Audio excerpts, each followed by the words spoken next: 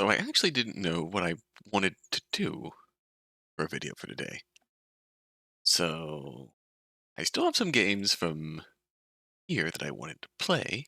So we'll do four more. We'll do four more and then call it a day for YouTube. So we're playing some more, obviously off YouTube, but there's four more which have been in my back pocket that I wanted to play for a while. And we'll do this for YouTube. Then we will start something new after that. Start what? I'm not sure, but we'll see. This is Holonomy by Ekkoberry. We've actually played something by Ekkoberry before. We played Hollow Victory in 2020, last year's O2A2. The adventurer with a demon in prison. Yeah, I say, it's been a while. I recognize that design instantly. So, this year, we've got a similar vibe, similar medieval vibe, but we have cute companions in a dungeon together. It looks wholesome. It might not be.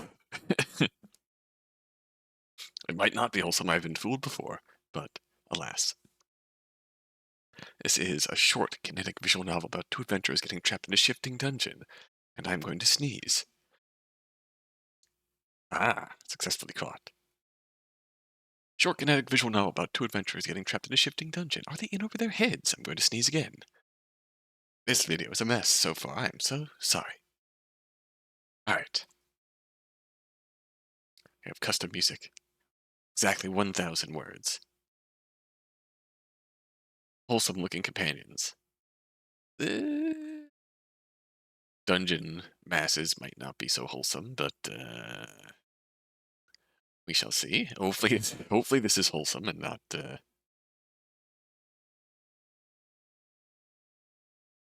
dangerous encounter. Why is it called Holonomy? This is a matter to consider.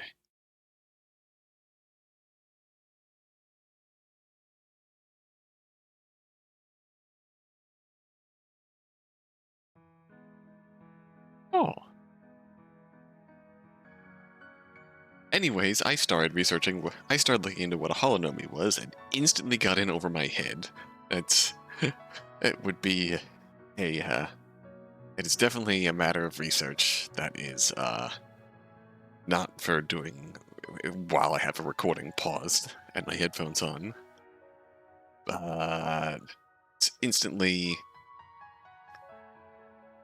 a matter of quantum mechanics. And the simplest summary I can find is a mathematical concept describing how to move things around in space. We know that there's a shifting dungeon afoot, so that's probably our connection here. Fleshy masses concern me. After half an hour of trekking, we end up roughly where we started. Every path now tried at least twice, all looping back in one form or another. I'm out of ideas. Scaling the walls didn't work. Cyril had to treat the area I grazed on one of the patches. These things are everywhere, whatever they are, sticking out of every wall. Well, that didn't work either. Oh, I say we stay put for the time being and hope they run into us instead. In front of this thing? Yeah, it's a water source. Looks clear enough. It takes a peek inside the fountain's head. The fleshy bits aren't touching the water, it'll be okay.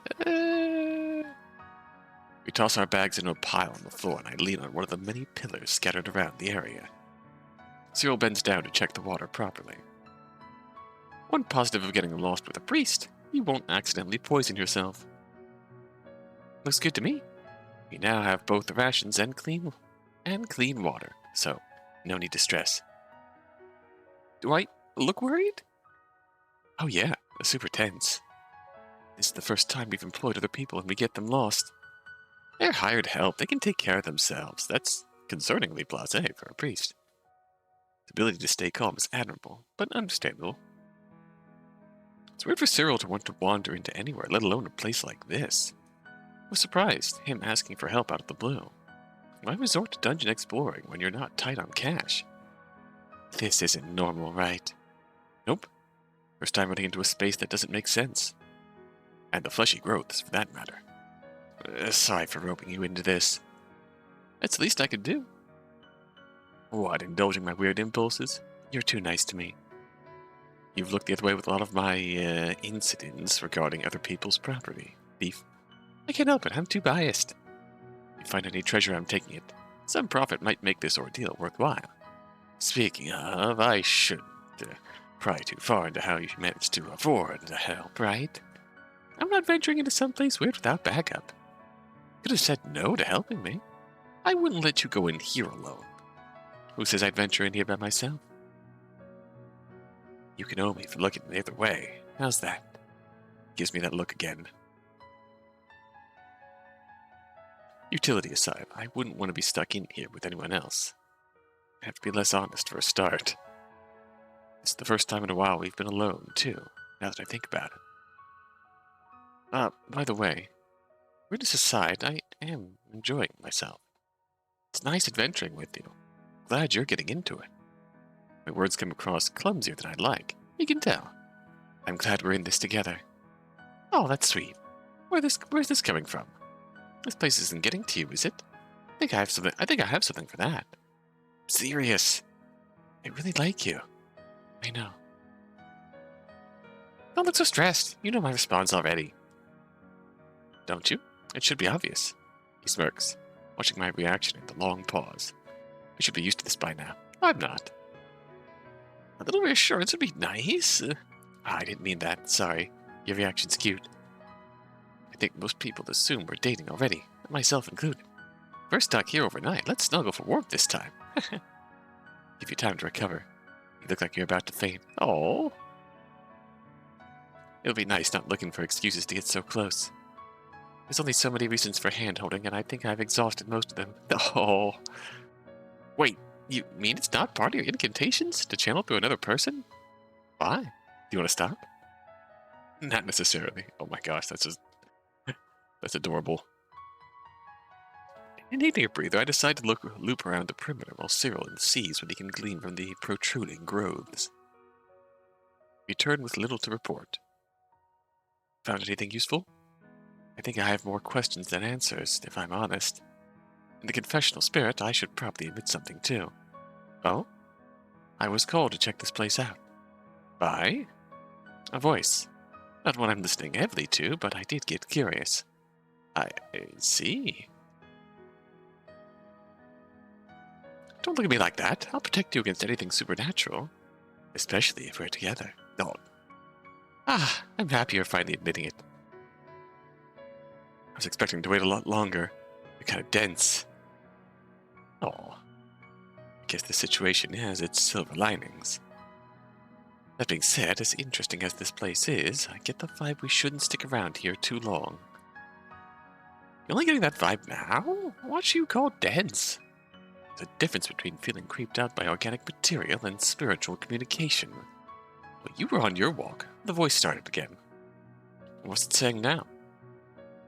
I'd rather keep that to myself. But you wouldn't ask too many questions if I got us out of here, right? Maybe I'll call in that favor. Start the relationship off equal. You know a way out? I think I might. Keep watch over the bags. I'll be back in a minute. Heads out into the hall. Moments pass.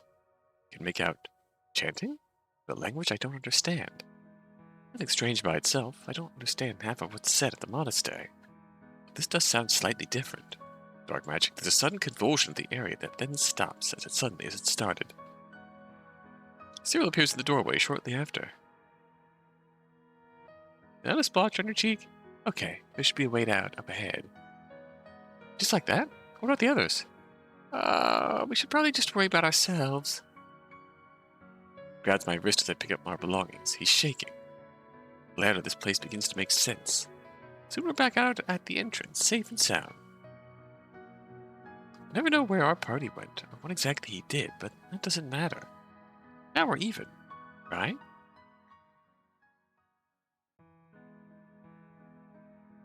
What did he do? That is somewhat concerning. This place gives off very concerning supernatural vibes. I'm all for it. Heck yeah. And the music track is really neat too.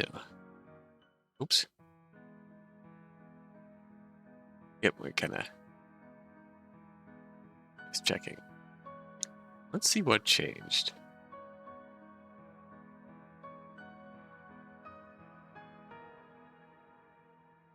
Compare what changed between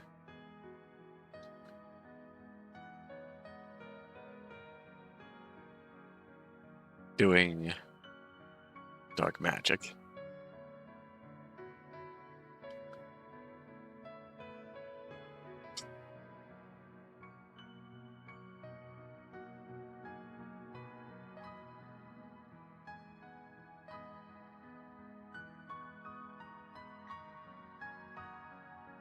Yeah, there's definitely some kind of odd stain on his cheek.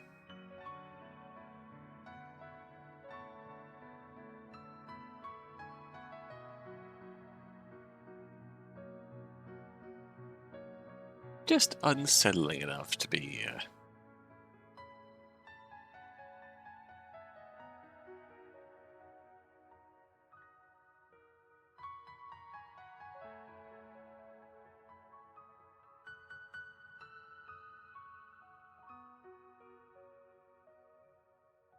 hmm,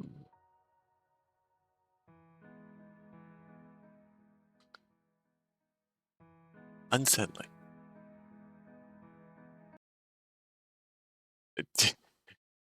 Perfect mix of wholesome with a little unsettling undertone to it.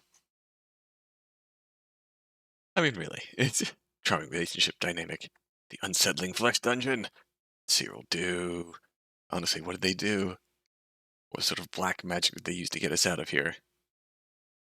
It's certainly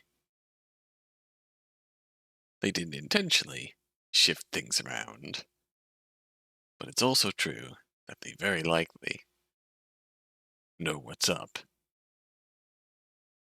and they know how to manipulate the place. There's some kind of dark magic that goes into hate the place. I'm thinking too much about it. They just let Cyril and Milo hold hands and be cute. A little dark magic, and don't let a little dark magic get in the way of a little wholesome good time. Oh, love that though. Very good. All right, next up on our last run, we're playing Wolf in the Woods by Rose Mask 22, who made Night of Thistledown, which we played earlier this year. Heck, yeah. Night of Thistledown, really lovely artistic style about a very wholesome night. I mean, look at that guy. Love him. Just a good, wholesome dude. I would go. I would. Yes. Rosemask 22, a part of Yakutin Games. Ooh, we have played some games for in the past. We had definitely played the Vulture. Few of the, but part of Yakutin Games with Seratin, who we've played a few games from for sure. Oh yeah, the folklore games. Inside the Box, Sanctuary. So, very cool stuff.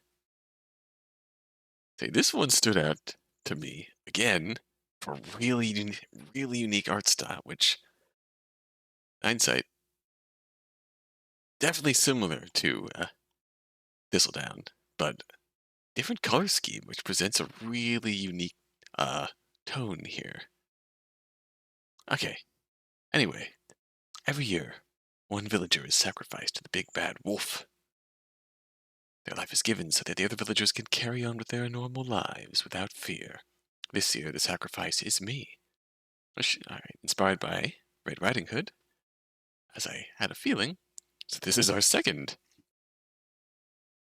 game of that ilk. But definitely a very different. And the Three Little Pigs, made for O2A2. Alright. Ink and watercolor aesthetic, which looks amazing. Short. And 3 endings. Fear, death, murder, blood. You know, these things just kind of come with the territory.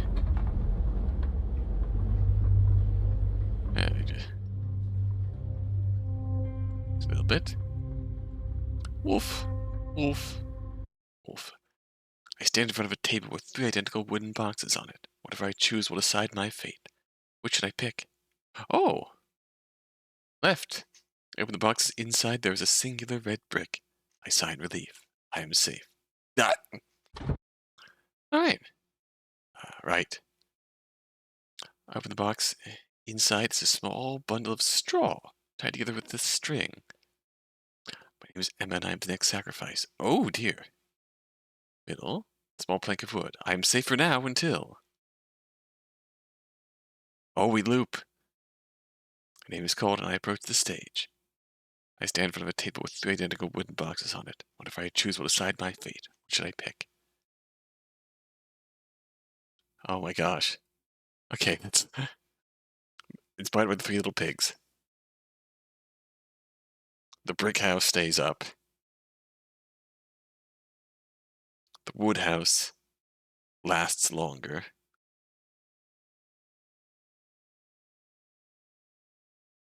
And the straw house gets blown down.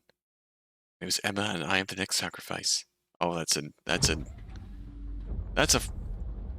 a fun interpretation. I like that. I pull my red cloak tighter around my shoulders as I slowly tread over the uneven forest floor. No matter where I look, the same view surrounds me. Every tree I walk past is as old and withered as the next. Every year one villager is sacrificed to the big bad wolf. Their life is given so the other villagers can carry on with their normal lives without fear. This year the sacrifice is me. Reach into the small pouch attached to my hip. Inside is a bundle of straw and a knife. I gingerly grasp the handle of the knife. The blade feels cooled and weighty. The wolf must be in these woods somewhere. He must surely see me. Suddenly a twig snaps to my left. Using all my strength, I spin around and thrust the blade toward the noise the knife strikes into. Nothing. A sudden motion causes my feet to slide and I crash onto the floor. That was a great fall. Hey! Want some help? I don't move. I can't move. I've heard so many stories about a wolf. Never thought that I would see him. He's tall and strongly built, with dark hair covering his face, arms, and chest. The 2 large ears atop his head seem to twitch in response to every small noise in the distance. Looking toward his mouth, I suddenly feel nauseous. What big teeth you have! What big teeth he has! What are you doing here? Asking why I'm here? Does he take me for a fool? I stand up and point the knife toward him. Stay back. Whoa! Don't need to point the knife at me. Just want to check that you are alright, little pig. I know this place like the back of my hand. I can help you. He was trying to help me? No, it can't be. You little pigs seem to get yourselves lost really easily. You're all easy to spot, though. Red must be a popular color in your village, huh? I glance down at the red cloak I'm wearing. This is what sacrifices are made to wear. The bloody shroud, they call it. Very dramatic. It's nice to have a friendly chat for a change. Ignore the knife. Usually you all take one look at me and run away. Why did you come up to me? Why not leave me alone? You're lost, aren't you? Plus you fell. You might have hurt yourself. I shake my head. Isn't this what the villagers warned me about? Big Bad Wolf will be kind and he will pretend. But he will cause your untimely end. Well, that's a poetic. No, that's... Oh. They used to say that all the time. Why am I doubting it now? Every year someone is sent here from the village. They get sent here and never come back. I don't understand. You hunt us! Huh? Oh. Oh, he genuinely looks sad. I think I would remember that.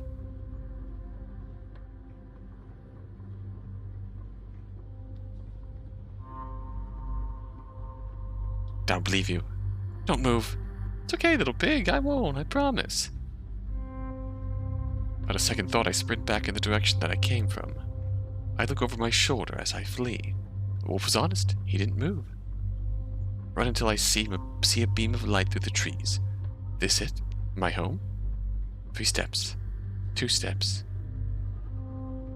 Just one step left. Bang! They killed us for coming back. Body is forced backwards and then thrown to the floor. I lift my hand from my stomach and see that it is now dyed red. The blood pools and stains my red cloak. I hear voices, though I don't have time to wonder what they are.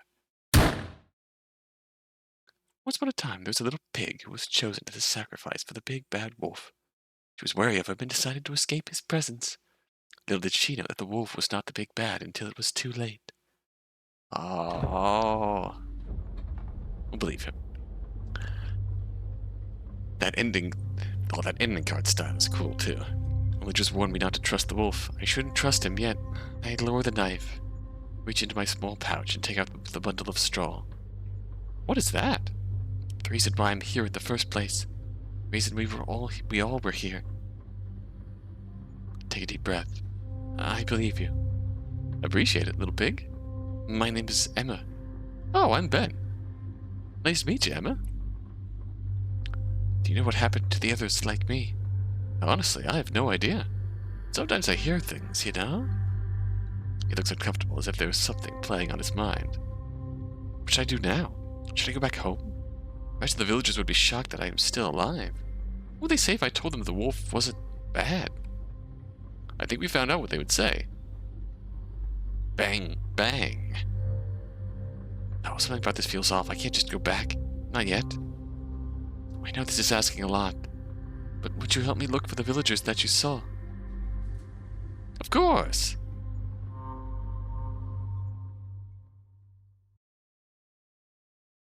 Oh, once upon a time, there was a little pig who was chosen as a sacrifice for the big bad wolf. She was wary of him at first, but decided to put her trust in him. The big bad wolf at her side, the little pig looked for the other sacrifices. For if they were not sacrifices for the big bad wolf, then what were they? She was determined to find out. Oh!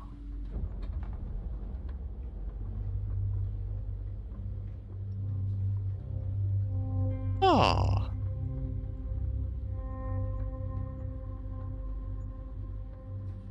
Probably the biggest... Yeah, oh, I... Hmm.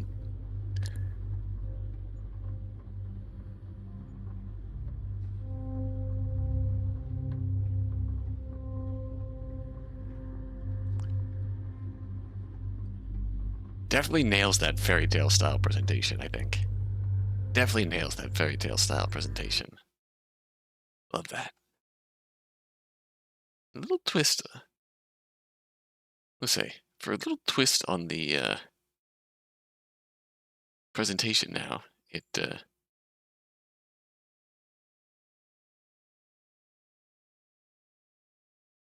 love that. And I love that.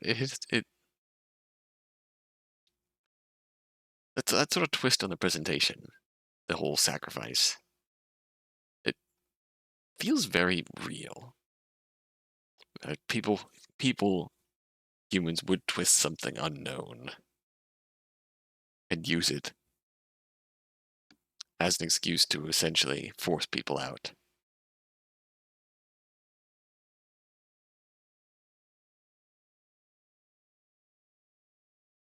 Honestly, like they would prop themselves up as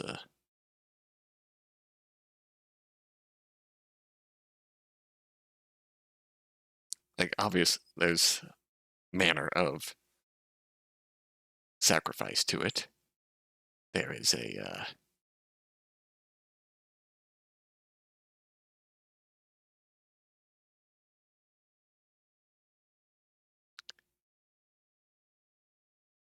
human nature to put the hatred into something unknown and to use that.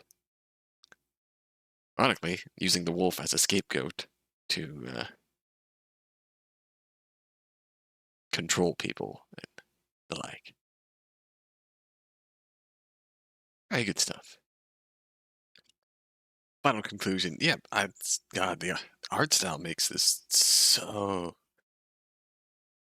such powerful vibes, and also shout outs to the little sort of fairy tale summation ending cards there that for the two main endings that just really accentuates the fairy tale vibes even more. And said my piece on the story, but that's amazing presentation here.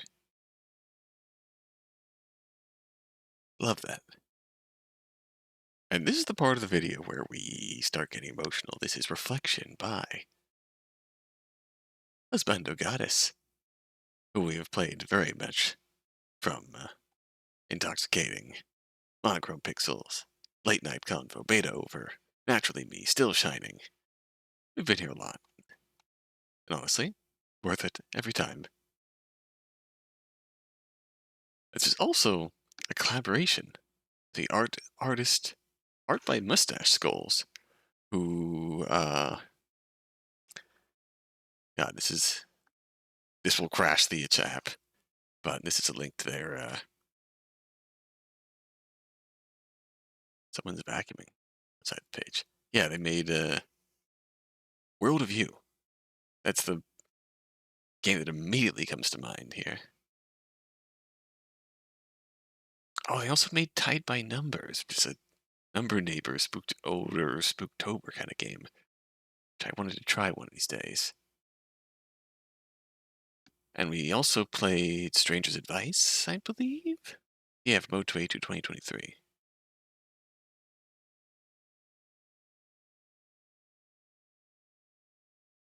I remember that. So, Mustache Skulls did the art.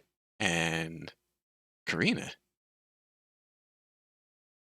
who made Platonic Love, which was really wonderfully charming game we played from Nano Reno. Really charming, lovely game.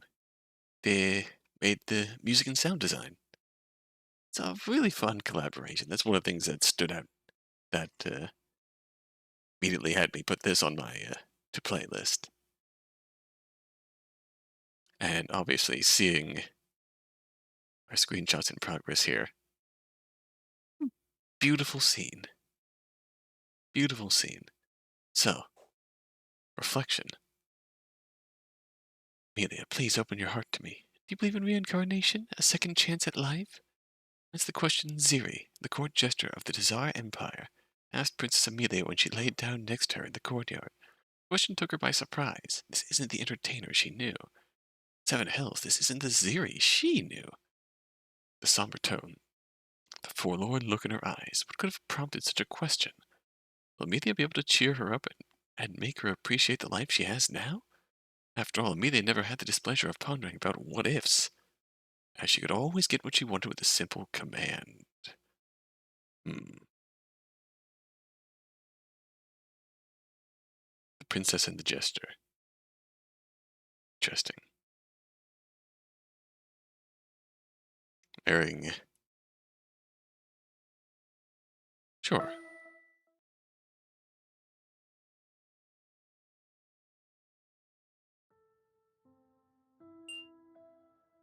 Leave that there. Alright. Reflection. Let's check in. What a day. After countless hours of lectures, Amelia, the princess of the Tsar, walks to the courtyard. She's been stuck inside the castle for some time now, so she's in desperate need of fresh air. Why has she been stuck, you ask? The answer's simple. Rumors. Many rumors, in fact. But only one has really stuck. Undead monsters with sharp teeth are kidnapping townspeople for a hearty meal. Oh. Although Amelia doesn't believe in such nonsense, it's gained enough momentum to scare her stoic father. As a result, guards are now posted at nearly every entry point of the castle. Several tiring steps later, she finally enters the courtyard, basking in the beautiful orange sunset. While searching for a place to sit, she catches sight of a beautiful woman whom she thought went home a while ago. Seeing her made Amelia's heart soar. She lays down on the grass, without a care for any stains on her dress, so she can be closer to Ziri, the court jester. Oh, it's nice to see you here, Sunshine. Her Sunshine, however, doesn't reply, nor look in her direction. Instead, her eyes look toward the sky, almost absent-mindedly in search of something. Before Amelia speaks once again, Ziri beats her to it. Amelia, please open your heart to me. Do you believe in reincarnation? A second chance at life? Oh. No. Her answer leaves Ziri in a frozen panic. I see. Amelia notices her beloved's demeanor change, so she quickly changes her tune. However, if you believe in such a concept, then tell me why. I'm always keen on hearing what you have to say, regardless of where our opinions land. She reaches for Ziri's hand. As one of the few gestures that Ziri enjoys, she returns the favor. Well, you know how I've always wanted to be a playwright. Oh, yeah. I just thought, what if I could be one in the next life? The jester's eyes become glossy and hollow, as if she's recounting a personal loss. Amelia squeezes her hand. When I was only 7, I attended my first play at the Salvini Opera House. My parents had been saving up for months just to take us there as a surprise. It was so long ago, yet I still remember that magical night vividly, as if it were yesterday. To this day, I remember how lively I felt, and I wish that feeling never stopped. That's when I knew that I wanted to create plays. I wanted to entertain people with my stories of love and tragedy. Ever since then, I dedicated every waking moment of my life to writing. Every coin earned became a coin saved for my stories. After endless nights of work, the owner of the Salvini was willing to give me one night to prove myself. Oh no, oh no. Ziri's free hand grips her clothing so tightly that tiny bits of fabric begin to rip. But on that night, no one showed up. I thought so hard to make my dream a reality. And yet, I failed. Do you know how frustrating that is, Amelia? To work so hard for your dreams only to end up as someone's court jester? Ooh.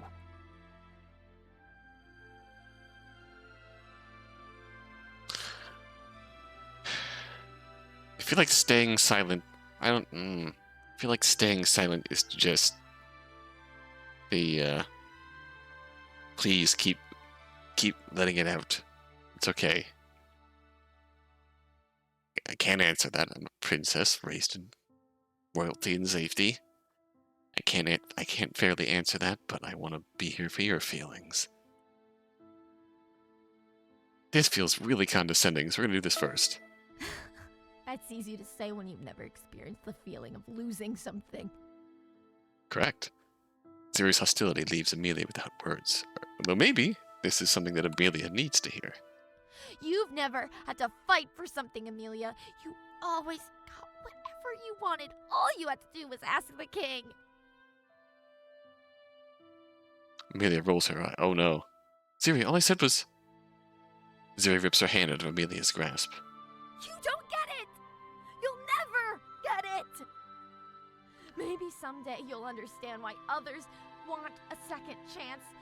Why people like me can't get over loss so easily. Yep. Rising to her feet, Ziri exits the courtyard. Ziri, wait! Amelia follows her to the entrance to the castle, but she's immediately stopped by guards.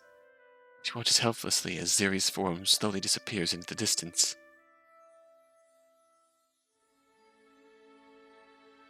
The kingdom's beloved court jester was never seen again.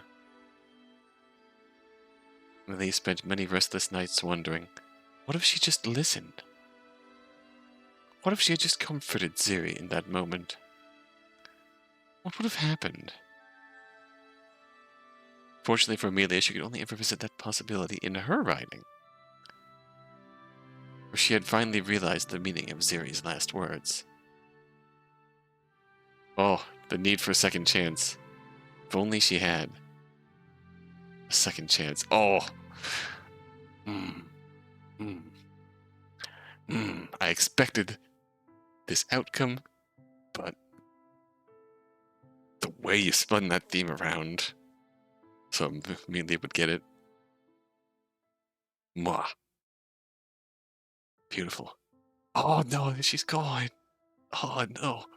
Why are you gonna do that to me? Why are you gonna do that to my heart? Okay. When I close my eyes, I see nothing but empty seats looking back at me. I hear the theater building creak through uneasy silence as if it were crying at the pathetic display. I never wanted to be a court jester, Amelia. Our paths crossed, sure, but being the kingdom's laughing stock isn't what I want in life. But that's life, huh? This isn't a play. You're not guaranteed a fairy tale ending. Not everyone can be happy. Hot tears fall down Ziri's cheeks. I just wish I could be happy. Time seems to freeze as Amelia processed Ziri's words and her pain. How long has she been keeping this in? Where in the world did she find the strength to abandon her dreams to play the part of a fool? She pulls Ziri toward her and hugs her tightly as she cries into her chest. Whimper breaks Amelia's heart.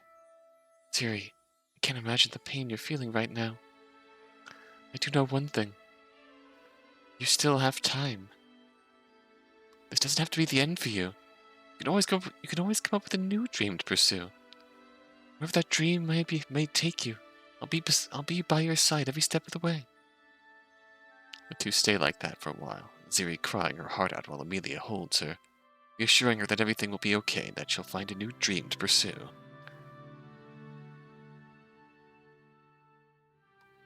That's not how it ended, did it, Princess? Oh no!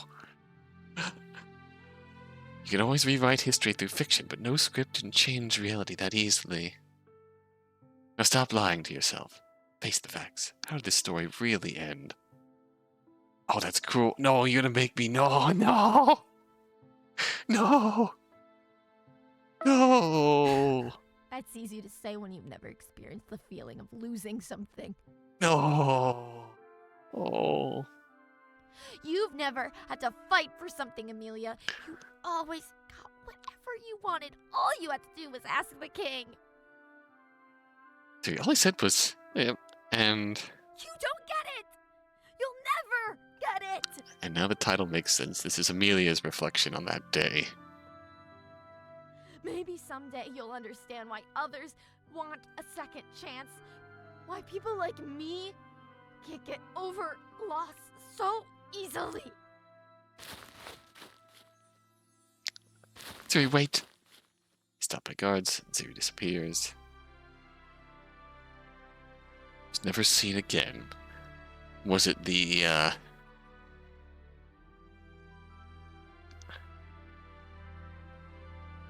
God. Was it the, rumored undead? Or did she just bail completely? What if she just listened? What if she just comforted? What would have happened? Oh. If only she had a second chance. Oh, it plays out. Oh. Oh. Dreams only to end up as someone's court jester. Also, starting the game fresh.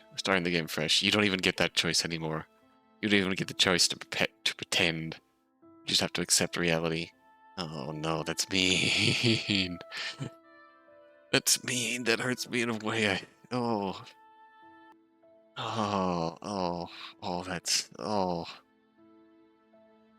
That's so mean, so good. Oh. Shouts out Beth Pierce, Ziri's voice, for just, nailed that emotion. Nailed just that. I'm utterly gutted at the end of my rope. And the gradual breakdown into tears and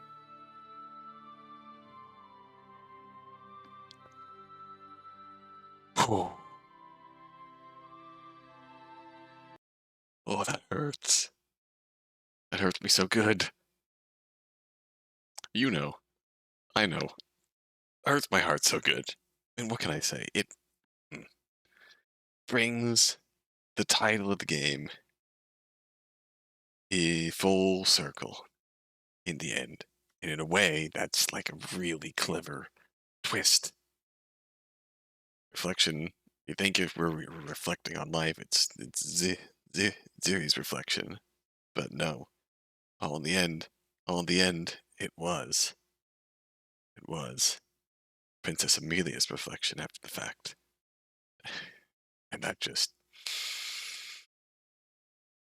beautiful scene set. The writing gets me. That's good stuff. That's good stuff. And to finish with a game that's guaranteed to get me right in the feels. This is Step by Little Step by SummerOrigins. Ooh, yeah. Aid. It's been too long when I bought the pronunciation again. Imago Dirge. Yeah, I bought the pronunciation again. Really impactful. Definitely one of my favorite games from last year's Spooktober. Just the sheer presentation done in it. Oh, also participated in Monochrome Pixels? Yeah, also participated in sprites and CG. Yeah, also participated in Monochrome Pixels. I think I realized that, but I did not. God, I love the community collaboration you see in all of these. This is step by little step. It's a step by little step. And yep, content warnings for pet illness and death. And bring your cat back to the world of the living. Rules are simple, as they are familiar. Do not look back, and everything will be just the way it was before. Two endings, but we all know how this story will end, don't we? Oh no. Original OST. Without the cat sounds. Cat purring ASMR. Oh gosh. You actually get that. That's so silly. And yet so wholesome. Alright. Cat hours.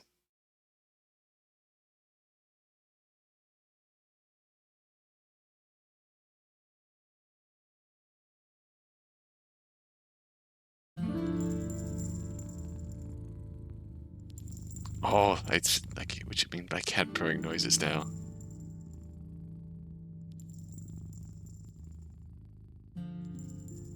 Oh no.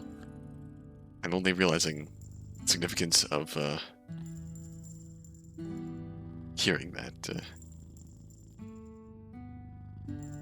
That means that there's going to be a version.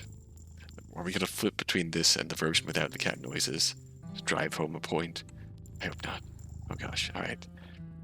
I feel a softness brush against my leg, followed by the familiar purr ringing in my ear. It takes all my power not to look down at the ball of fluff nuzzling against my leg. It's part of the deal after all. I could bring my beloved cat back to the realm of the living. But only if I could do so without turning back to look at her. Oh, take the first step. It's going to be quite the hike to reach the surface. I move slowly, hearing the little jingle of her bell collar echo under me with every step, as her furred body waltzes between my legs. I trust that she is with me. Another step. Make my way up the seemingly unending stairs. Satisfied with all the nuzzling, she falls back.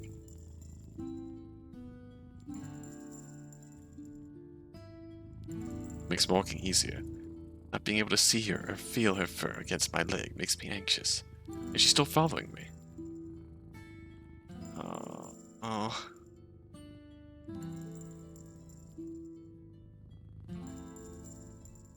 I want to do it now just to get it over with, and then Look back almost instantly, instinctively. I see her there, standing before me. Her gaze loving and trusting as ever. Her eyes tell me she's forgiven me for letting her go.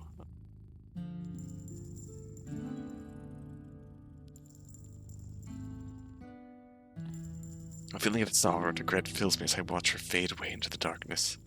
Could I have done more? Would it have mattered if I did? I've always known how this tale would end. I'm sorry, and I love you. I loved you very, very much. Alright, let's do this again.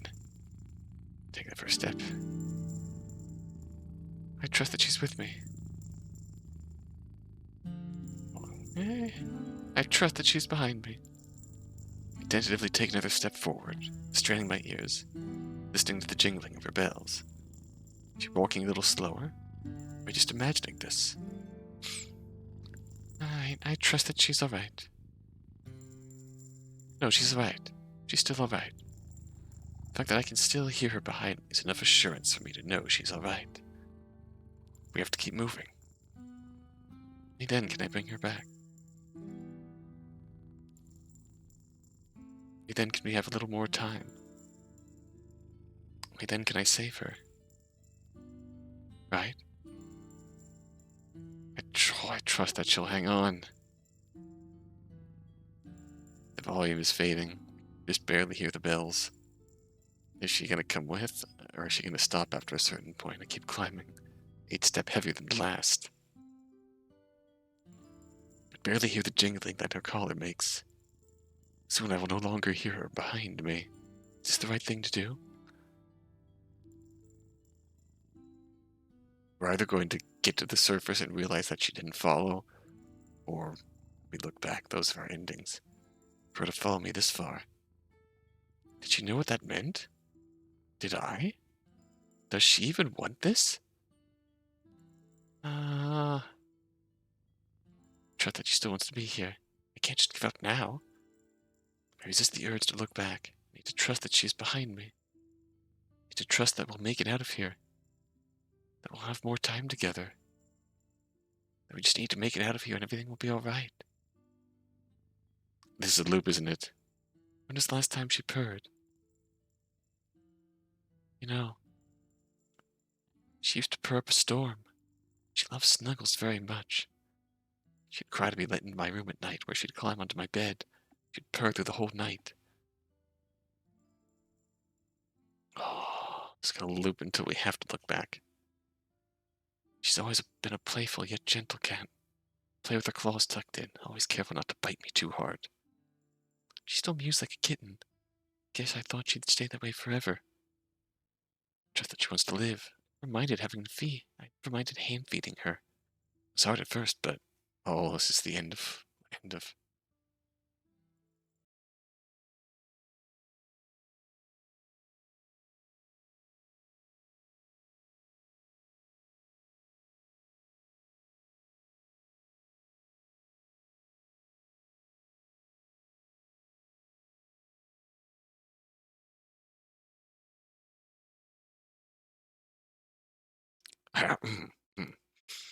I'd find a way to give her food and water when she couldn't eat and drink anymore. Ground her food and fed her with a syringe when I needed to. She probably doesn't enjoy eating anymore at that state, but.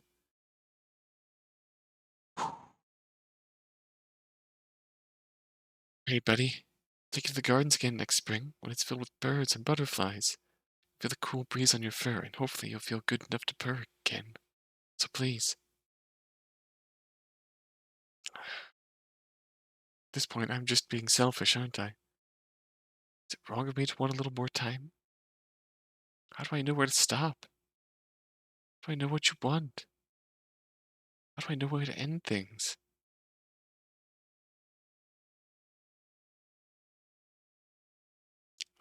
If it's over, look back, defeated. You were always there behind me. Your face pointless and relaxed. More relaxed than it's ever been in many years. You were in so much pain. Was I wrong to keep you by my side for this long? Guilt of keeping you by my side will haunt me for the rest of my life, but I know you'll forgive me. You always have. I hear the echoes of a purr as I watch you disappear. never really had a choice, did I? I had to look back. I had to. I looked back because I loved you. I loved you, so I had to learn to let you go. Thanks for trusting me, little one. I loved you. Yeah, I loved you very, very much. Oh, I trust you, little one, but the truth is, I've always known how this story would end. Oh, no, we still have another choice. I trust you.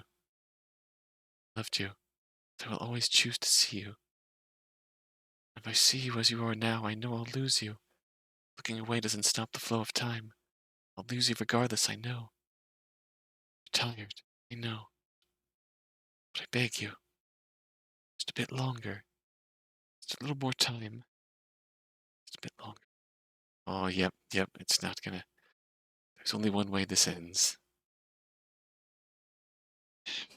Only one way this ends. It's learning to let go. Yeah.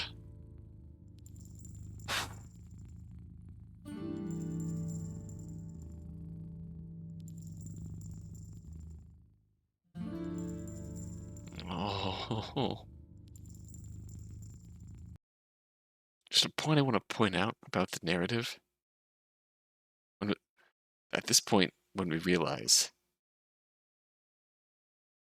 when was the last time she purred? Reflect on that. When we start thinking about this, that's when the ending changes to this.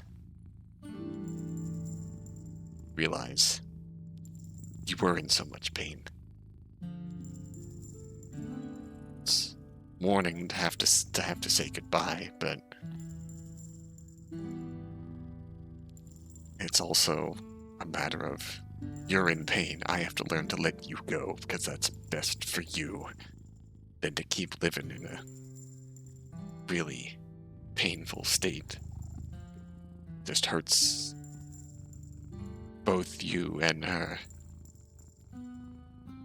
I really had a choice, did I? I had to look back. I had to.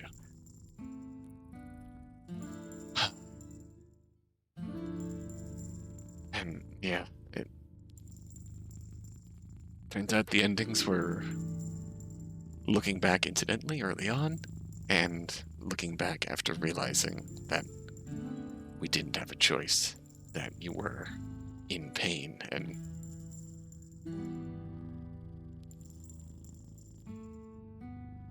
you were in pain near the end of your life as much effort as we put into keeping you alive. Were you really, truly living that?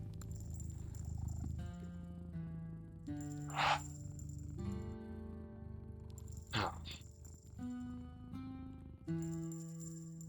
alright.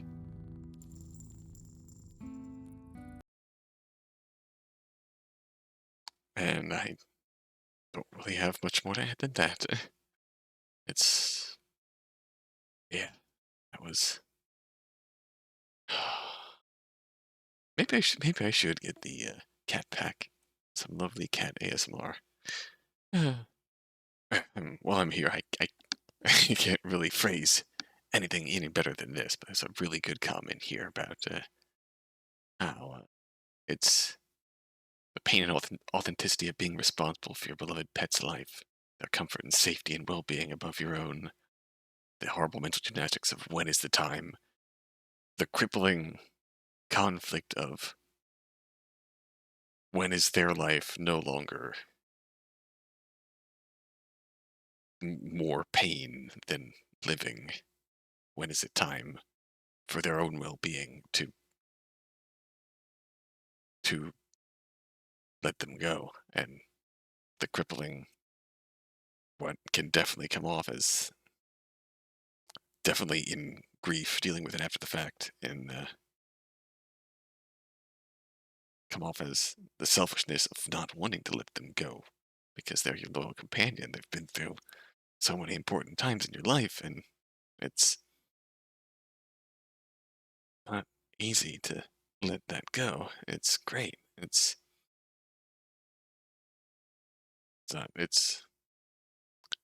so difficult, so difficult to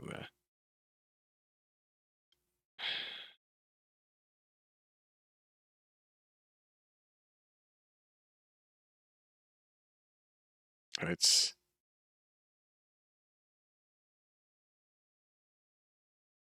like that feeling of not wanting to let them go is understandably valid.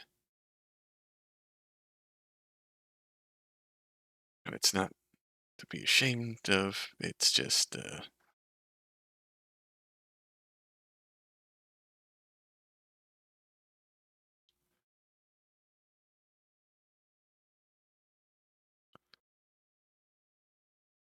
there's still the matter of the best interests of your little fur baby. Oh, sending all the love I can if you've experienced this pain directly. It's hit you hard. It's all the love to you and yours. That's it for me in this little series of YouTube of hour-long, bite-sized O2A2 videos. We'll move on to something new next week. Thank you for sticking with me, and until next time, kiss, give your pet a kiss.